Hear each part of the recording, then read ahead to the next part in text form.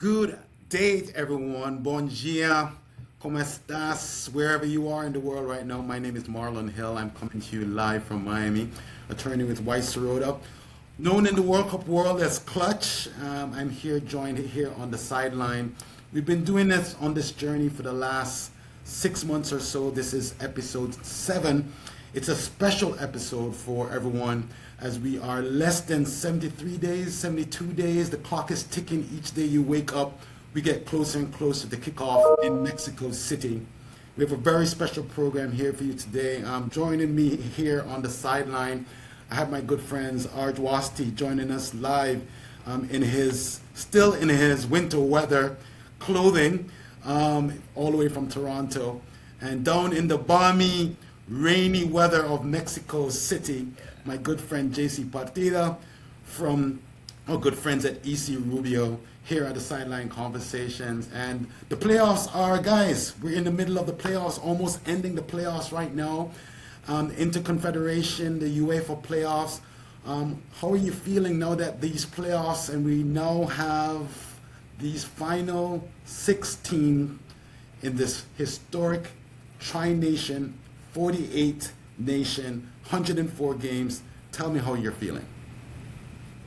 Well, Mexico is now feeling the World Cup. The World Cup has already arrived in Mexico. I would say as of this last Saturday, when the Mexico City Stadium, the old Azteca Stadium, was re-inaugurated last Saturday in the match between Mexico and Portugal. It was a party. The stadium is really nice. It's really good looking. It's the only stadium in the world that has been or will be hosting 3 World Cups, and it was remodeled, and it's an amazing stadium. So we are feeling it, man.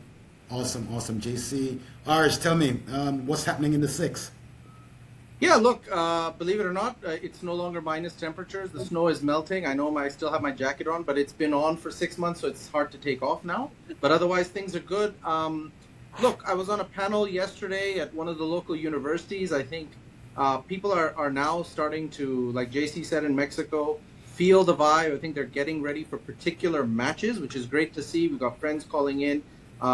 Germany, Ivory Coast is going to be a big draw here.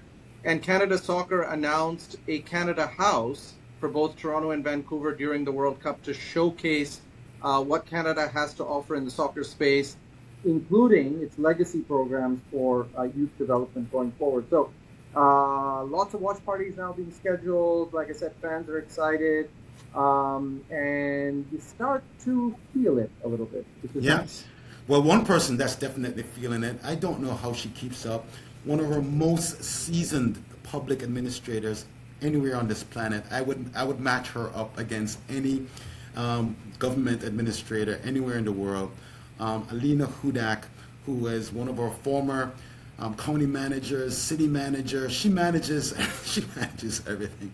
We want to welcome Alina Hudak. She is the CEO of the FIFA Miami Host Committee, which is, of course, one of our separate organizing bodies of the 16 host cities. Alina, welcome to the Sideline Conversations. Thank you for taking some time out with us. Thank you, Marlon, and thank you, JC and Aarij. Am I pronouncing that correctly? I hope. Absolutely. Aarij, very, very close and better than 99%. So you're ahead already. Well, it's great to be on with the 3 of you and the energy. I feel your energy. I need all the energy I can get. So thank you very much for the invite. It's really an honor to be leading this effort. You know, I accepted this position about a year ago, more than anything because I felt it was such a legacy moment for our community. A lot of excitement, and I felt that, you know, my background with all of our different governments allowed me to navigate all of the services and all of the responsibilities that we have as a host committee. So a very exciting time, and yes, I feel it every day, every minute, in the middle of the night, at all hours. The World Cup is coming to Miami.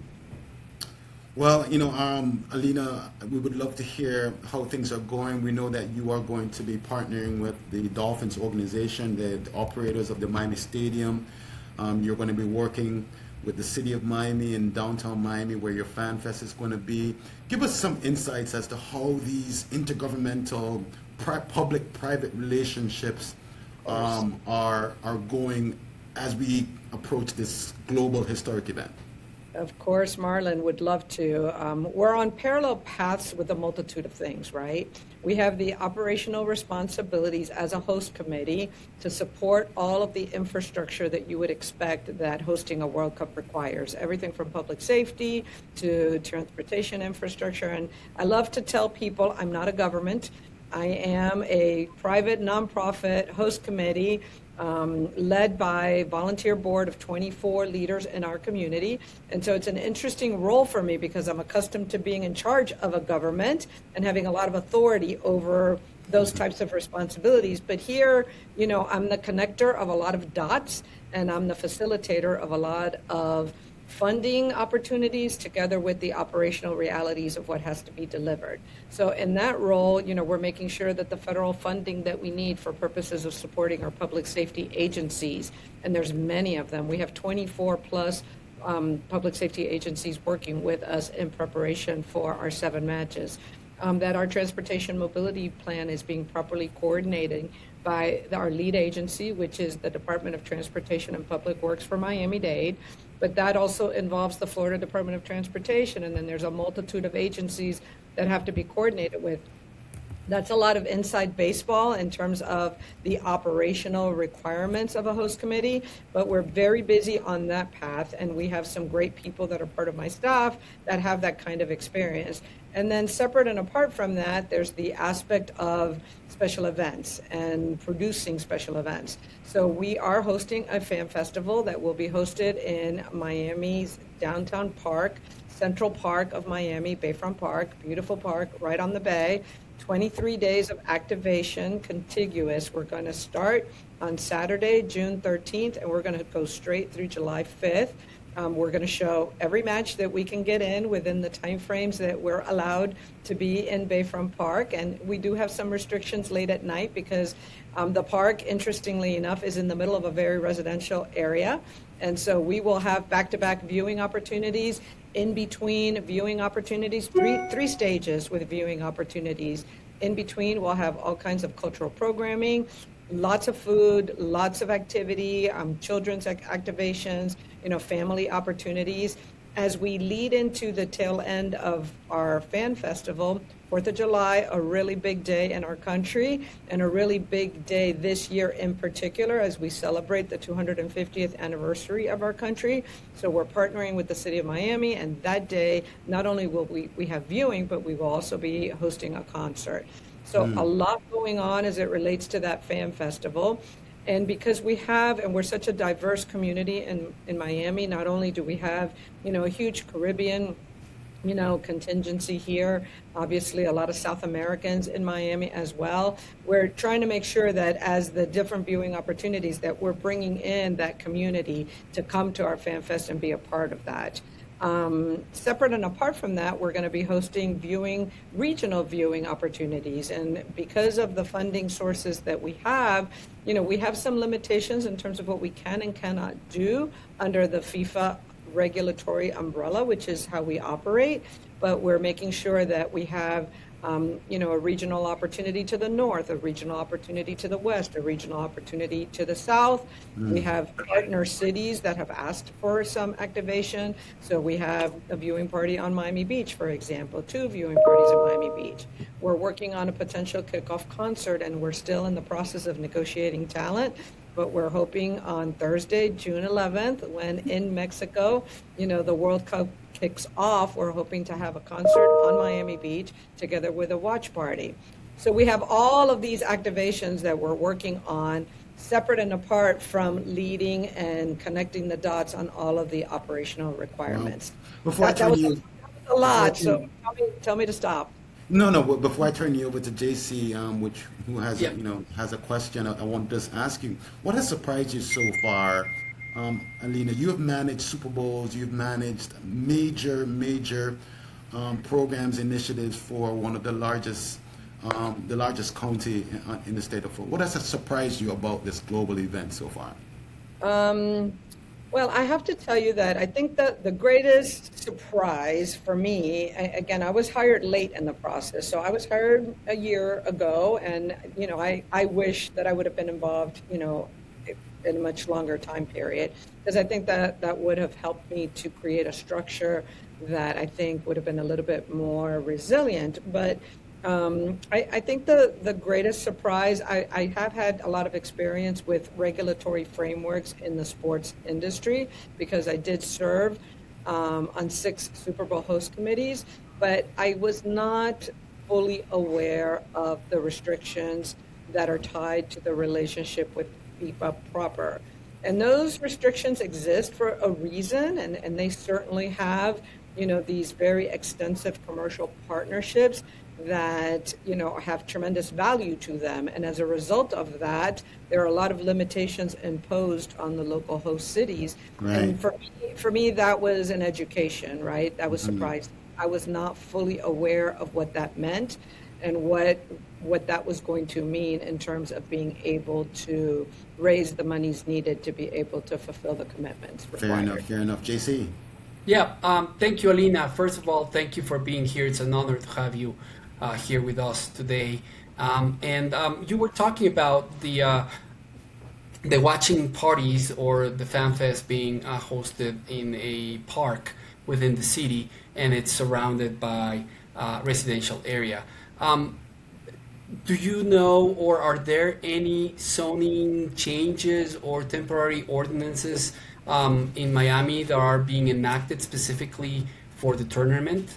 Well, we have had to work with different jurisdictions to impose clean zones, and those are to protect FIFA's commercial partnerships. And that's very typical. That happens also during Super Bowl activations. And so we're pretty accustomed to that, and the governments are very accustomed to that. So there are very specific requirements that have, a perimeter area. And so we've already, gone to every jurisdiction that's being impacted by that, and we've had those ordinances passed. So we have one in the city of Miami, we have one in the city of Miami Beach, we needed one around the stadium, which is the city of Miami Gardens. So we've established those clean zones, and that has been established. So, thank you. Thank you very much. Yeah, I'm still stuck, Alina, on that opening line where you said the World Cup is coming to Miami, and the smile on your face. I understand you're from South Florida, and you've been there for some time.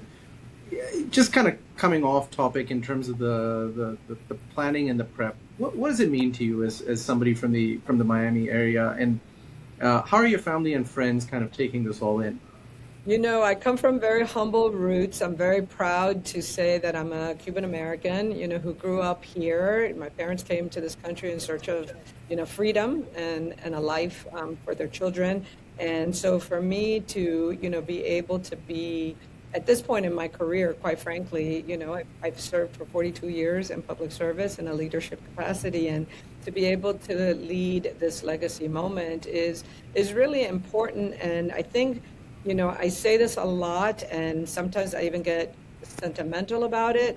When we were kids, my brother and I, my parents couldn't afford to, we wanted to do all the things that our neighbors and our kids, all the kids we knew were doing. My brother wanted to play football, and I wanted to be a cheerleader, and my parents couldn't afford that, and they couldn't afford to even take us because they were working around the clock.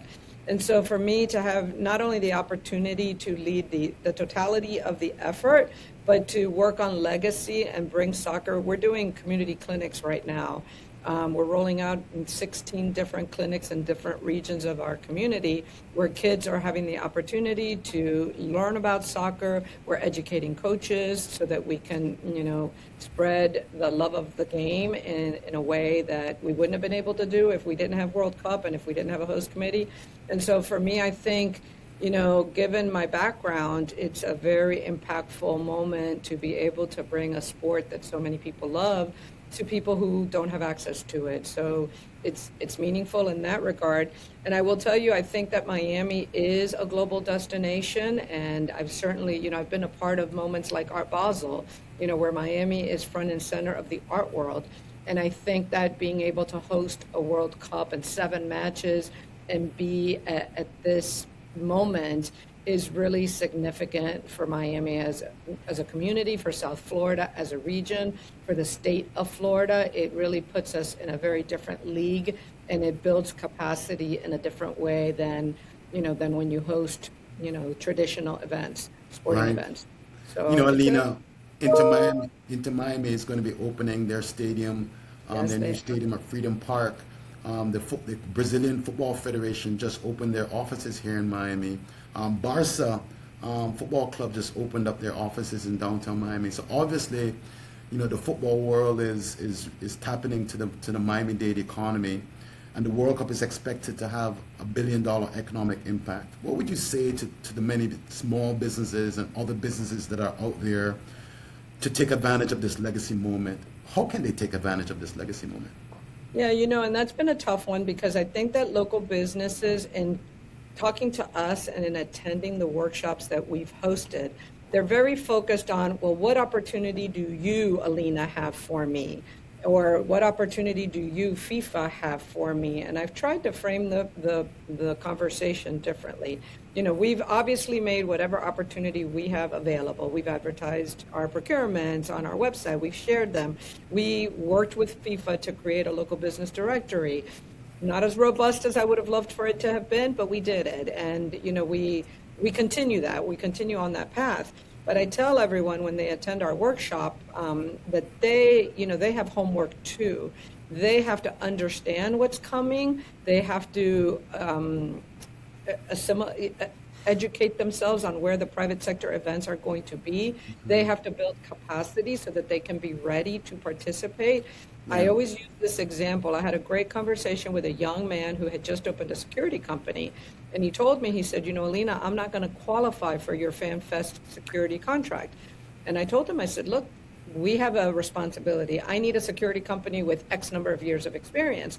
But you need to understand that there's going to be hotels that are going to have needs. There are going to be private parties that are going to have needs. And every public safety agency is going to be tied up with the stadium and with formal responses. So there is going to be opportunity for you. You need to be ready, and you need to build capacity. You need to have your financials in order. You need to have all of your capacity in order. So I like to use that example because I think there's tremendous opportunity. And, local businesses and small businesses have a responsibility to do what they need to do to be ready. Absolutely. JC? Yeah, I'm talking about security.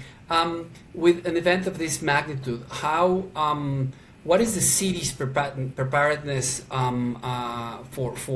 for this event? I mean, is it well coordinated? How are you seeing the city being prepared for an event like this? Security. Well, I will tell you that our sheriff's office is, and our local government here, our regional local government, Miami-Dade County, is probably the 6th largest urban government in the country. And our sheriff's office is probably the 6th or 7th largest police department in the country. So they are very equipped. They're accustomed to managing events of this scale. They are extremely knowledgeable and led by a person who is a seasoned professional. And I do believe that our law enforcement officials are ready. We've learned lessons, and obviously we've had situations that we've learned from in this community, and I think that people have spent the last 2 years preparing for this and understanding what the needs are. We're supported by significant number of state and federal resources, so I do believe that our law enforcement community has really good coordination. They meet on a regular basis, cross-jurisdictionally. They exercise their plans. That's being led by our emergency management leaders in the community. And so I can tell you that off the top of my head, there's been at least 10 different exercises and scenarios that have been tested. And we had the privilege of hosting Club World Cup last June and July. We had 8 matches in Miami. So that was an opportunity for our police, and law enforcement officials to prepare and to exercise what they were planning in terms of perimeter and activation. So I do feel that we have really prepared law enforcement and public safety here in Miami. Aarij. Last question from me, Alina. Either in your capacity as the CEO of the hosting committee in Miami or as a resident of Miami, What do you say to those first-time visitors and fans that are coming across? What can they look forward to beyond the matches in the stadiums and the fan fest in the South Florida area during the World Cup summer? Well, that is so easy. It's Miami. It's it's our beaches. It's our natural environment. It's our diversity, our culture, I think that our diversity lends itself to so much happiness. The people that live here, I say this unfortunately to my daughter who lives in Boston, and she doesn't like to hear it. I don't know if it's the sun, I don't know if it's our palm trees, I don't know if it's the ocean, but we're happy people, and I think that that's infectious, and I think that the people who come to visit will enjoy not only this amazing experience that is the World Cup. They're going to love our Fan Fest. They're going to love our beaches and and our coast. And if they love nature, they can go to the Everglades and they can see this amazing exhibit of God's work, or they can get in a car and in an hour be in the Keys. And so I think that it's an amazing experience for all of our tourists, not just from a sports perspective, but from a really vacation experience. There's a lot to do, and it's a great time of year to be here. Our summers are beautiful. Yes, we have rain in the afternoon, but that's part of the fun. So you can imagine, I always have a reason for asking the question. JC and I have been trying to get Marlon to invite us to Miami for many, many months now. This was the plug. So, Marlon, since your friend Alina has sold Miami so well, JC and I will be coming to visit. It's now up to you to host us. Yeah. Listen, this is He's on it. If anybody can be a great host, it's Marlon. Listen, we're going to be welcoming you here. We are the capital of football. We're so honored to have Alina Hudak, who is leading the charge and hosting one of the 16 host cities. You can learn more about what Miami is doing by going to MiamiFWC26.com. If you're a business owner, sign up for their local supplier program. If you are just a fan, sign up for updates, MiamiFWC26.com. You can also go to the Instagram and follow their Instagram, FWC26Miami on Instagram, and give them a tag, give them a shout out. All the best to you, Alina. I hope that you are drinking all that cafecito for the next 70 plus days. I don't need to drink cafecito. The cafecito is dangerous. I already don't sleep. But thank you all. It's really been a pleasure to be on. And I don't know why I lost my screen, so hopefully you can still see me. We can see you. But a tremendous honor, Alina. Thank you for joining us. You. Same here. Same here. All the best to you and your team. Thank you. Alina Hudak joining us here on the Sideline Conversations. We want to wish her and her team the best over the next few weeks. The Fan Fest, June 15th to July 5th in downtown Miami, also celebrating the 250th anniversary of these United States of America. We're going to take a short trip now across to the Middle Atlantic off West Africa, the coast of West Africa. Our good friends from Cape Verde are joining us here on the sidelines. We're making it to the World Cup, guys, for the very first time in history. And it's so special to have Paulo Santos, the VP of the Football Federation of Cape Verde. Boa noite, boa tarde. What time is it? It's night. Good night. It's night. It's why I'm with pajama. It's why I'm with pajama. So we take you.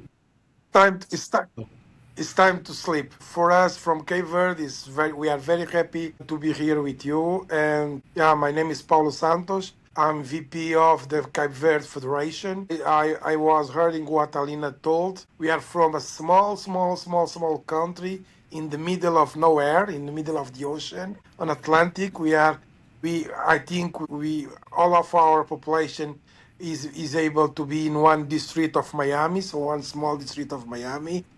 But we are also a country for sun, for beach, for palm tree, for good weather. So we and Miami in this case, in this situation with the good sun, the good beach, the good palm trees, and the fun and happiness.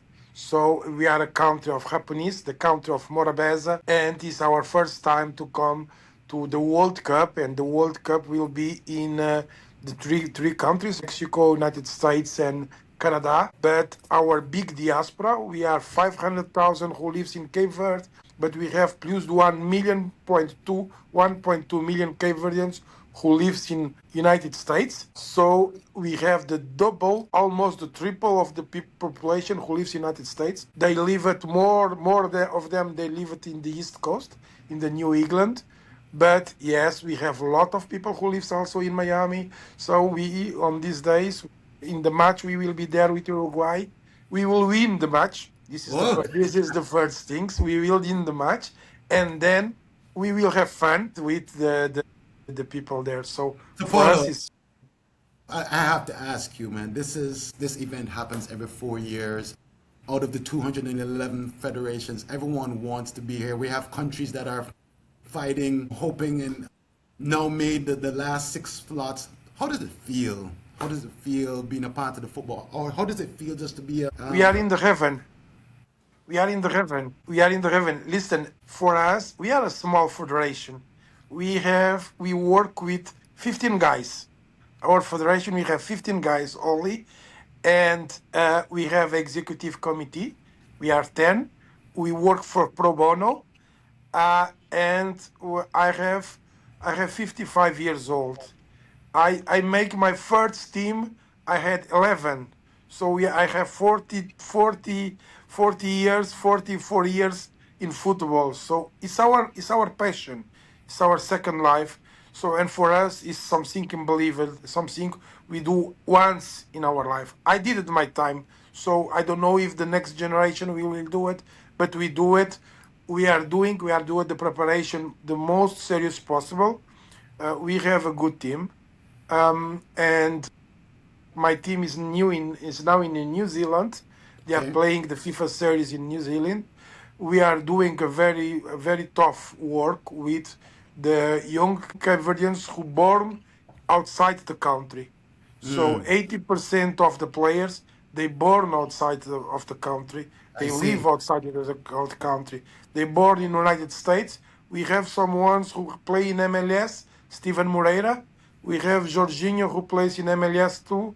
We have some in Holland, in French, Portugal, Luxembourg, Norway, Indonesia, Malaysia, Vietnam. So you cannot imagine this, but for us, will be. I was in Miami 1 month ago uh, with a lot of problems with the rain because that time I slept in the airport on Atlanta because in Tampa airport because they had a very storms and these things, and Right. I was in Miami for 1 day But to listen, I it's went. great. It's great to have you, Paulo, here on the Sideline Conversations. I'm so happy for you and the people of your country. JC wanted to ask you a quick No, question. yeah. First, I wanted to congratulate you, Paulo. And you're not a small country. You're now one of the largest 48 countries in the world that are That's coming to the World That's Cup. true. So congratulations. It's a big event. And just wanted to know what are your expectations. I mean, you're playing. It's tough to play one game in three different venues. That is, I think it's Miami, Atlanta, and Houston, And right? Houston, Yeah. yes, So yes. what is it? What would be the logistical, I don't know, thing that you're going to do? I mean, how is that gonna work for you guys? yeah.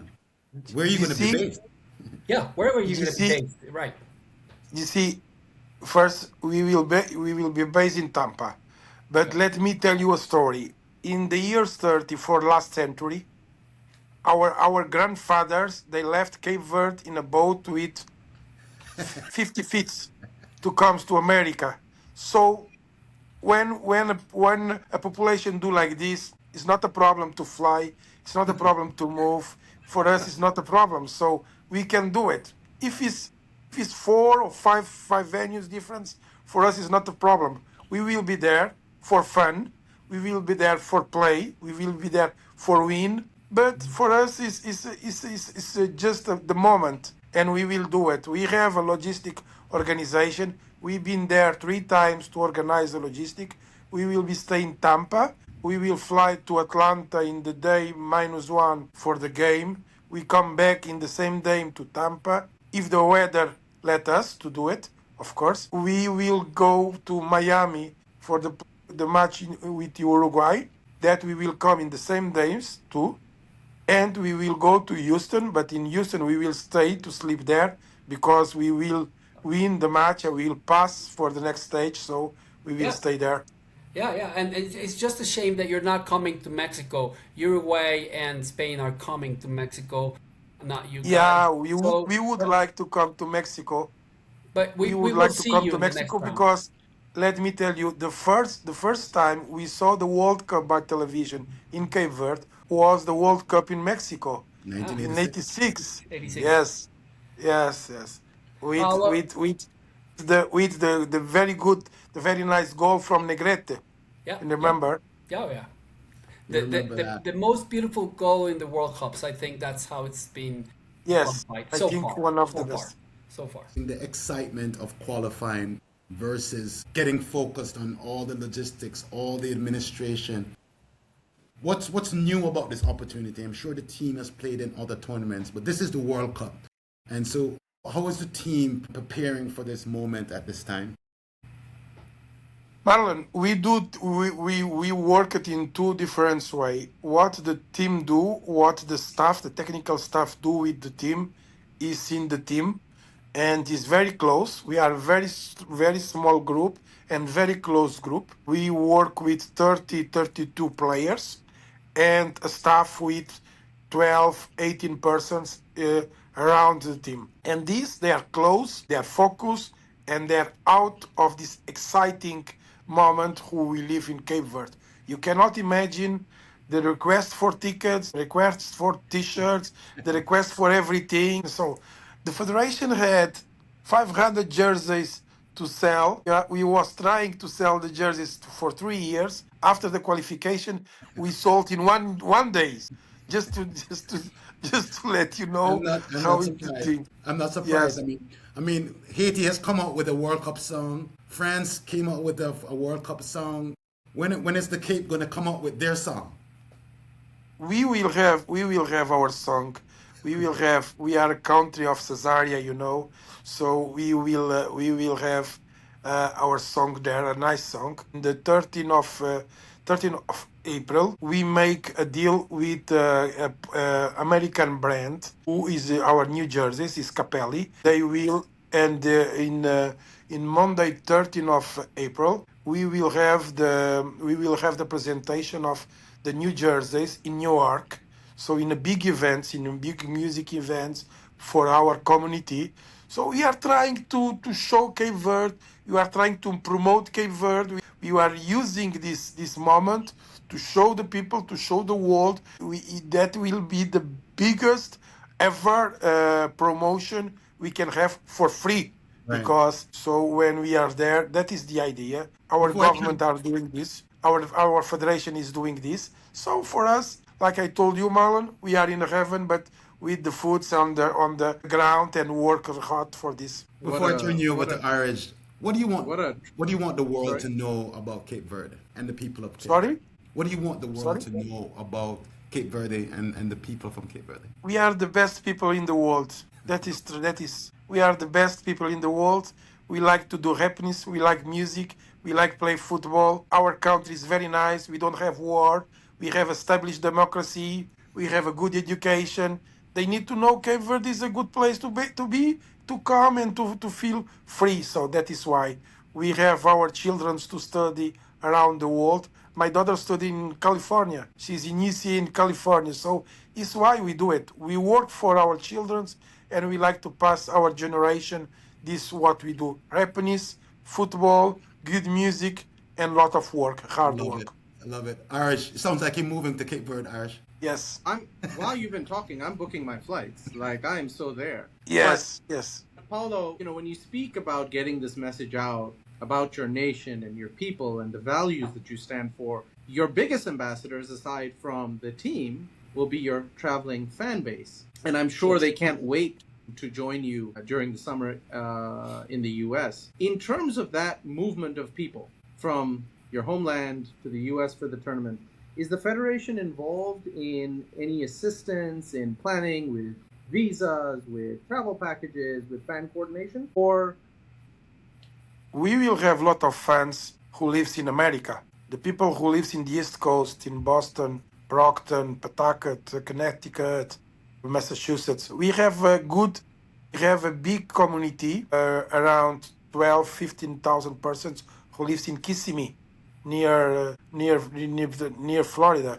Orlando. So we have people who comes for this place to see our match. They bought tickets and do it. For the fans who lives in Cape Verde, it's more difficult because the USA government now put a pen for the people who like to have the visa. So we need to pay $15,000 to have a visa to come here. Deposit will be a little bit tough for us, for our supporters to come from Cape Verde. We are dealing with the USA department, but it's not easy. The restriction we have now in with this, and Cape Verde, we had this problem. So from Cape Verde, we will have not a lot of people who comes. Only the people who has already visas to come. So this because no one will deposit $15,000 to go and don't have money then to spend there. This is one big problem. The Yeah. second problem is it's expensive. It's expensive come from Cape Verde to USA. For example, a ticket from Cape Verde to Miami is around $2,000, only the Wow. tickets. So it's because you need to do Cape Verde, Lisbon, Miami, and come back. From Europe, we are expecting around 2,500 persons for the match against Spain, and 1,500, 2,000 for the match against Uruguay. The match against Saudi Arabia is not a lot of request. The federation took the tickets from FIFA to sell in the normal price. So we didn't put nothing on top, but we didn't took a lot of tickets because the tickets we have rights was around $8 million for buying before. We don't have this money. The federation don't have money. So the money the FIFA give us is not enough for us for the preparation. It's We need to make a 1.5 call. million dollars. Come on, This Aarij. We is need to call Gianni and let them know that. well, I was gonna say, right? So three thoughts there. One is we're still 70 some days out. I'm still holding out hope that sanity will prevail, that this $15,000 bond will be waived in exceptional cases, and that your fans will be welcome to the U.S. Number one. Number two, you quote these numbers in terms of fans that will be attending your matches. I guarantee you that, like myself and many others, people will be joining your indigenous fan base and joining the world in we will be celebrating thankful. football We will be and thankful. supporting your wonderful country. And thirdly, I would just say, you've mentioned Boston a couple of times. I think Alina's daughter will be joining the Cape Verde band as we celebrate through the World Cup. So, Paulo, where can I get my official jersey? How can we support the team? Where should we go to support the team? Buy a jersey, Capel, follow one what we do? Marlon, one of the reasons we choose Capelli instead of Adidas, for example, or other, we had Tempo, a jersey from Austria, because Capelli is a company who based in USA. They had quarters in New York, and we are expecting to sell around 50,000, 70,000 jerseys here, so in United States, and they have retailers, a chain of retailers there. So for us was important to join with them because the opportunity to sell the jerseys and the opportunity we would have a company who have a retailer connection net in USA. So for sure you will have the jerseys in the fan base parks. We will try to have the agreements with the organization to have a pop-up stores for in these big arenas, and we will play a friendly match in day 6th of June in Boston, Connecticut, against Puerto Rico. We will have a day festival, and we're expecting 40,000 Cape Verdeans in these days, in this match in the East Coast, to celebrate the World Cup qualification with them. Yes, you will have for sure. I will send it to Livia, the jersey for you and Aarij and GC. I just need to know the size, and then we will send it to you. Of course, you will have the jerseys, and I know you will send me a photo when with the jersey in the day of the matches. Absolutely. Better than that, Paulo, the four of us, JC, Marlon, myself, and most importantly you, will wear those jerseys together in one place as we celebrate That Cape will Verde be going forward. that will be Cup. good. That will be good. If it's Miami, it's okay. If it's Atlanta, it's okay. If it's Houston, okay. Or if it's Miami, in the next stage, will be okay also. There you go. There you Listen, go. what are your expectations as we come to a close in this conversation? What are your expectations as an executive at the federation, and just also just being from your country? What is your expectation of this World Cup outside of the games and playing well and advancing? What is at the end of the day? What's the legacy that you're hoping to write with this experience? Marlon, we will save for the money we will receive for FIFA around $4.5 million. That we will save. That will be money who the federation will invest in the young generation, in pitches, training, in coaches, in infrastructures. So this big advantage we will get from the World Cup. A part of the matches, a part of the fans. That is good things for us. So will give us a sustainable capacity, financial capacity for work in the federation for next 10 years with planning, with strategies, and will give us some grow up the federation and to bring the federation with the professional stage to the next generation can profit of this. So I think our legacy for me and my team will be this. We will save $4.5 million. If we pass for the next stage, will be $6 million. That will be fantastic. And that we are working hard for this. So every penny, every single dollar we had, we will spend in a correct way to save money and do a good participation. But that is the legacy we will give for our future, for the kids, for Cape Verde football. I love that. I love that. Aarij, yeah. Yeah, and I was gonna say, I think the long-term legacy, especially grassroots development and youth development, obviously very, very important. But just as important in the moment is for the world to get to know the Blue Sharks and appreciate the game from a part of the world that perhaps most fans wouldn't follow, much like Iceland at the Euros a few years ago. And I think those interactions, Paulo, and as a debutante nation, I think you'll appreciate this when you're at the matches. It's just such a wonderful bringing together of humanity, an opportunity to share culture, an opportunity to showcase values, to exchange, to make friends, and the Lord knows we need that right now. Absolutely. Yeah, Paulo absolutely. Santos, VP of the Federation of the Confederação de Cape Verde. Thank you for joining us here on the Sideline Conversations. Boa sorte. We wish you the best. Muito obrigado, muito obrigado. Cabo Verde é terra de Morabeza after we passing the group phase. Amazing, Amazing, man. Thank you for joining us here and spending some time with us. Thank you. Nice to obrigado. speak with you. You have my contacts if you need something. If you like to book the hotel, casa to casa, so it's no problem. Now, Paulo, you get to turn off the light and finally go to sleep. Absolutely. Yes, of course. Thank you.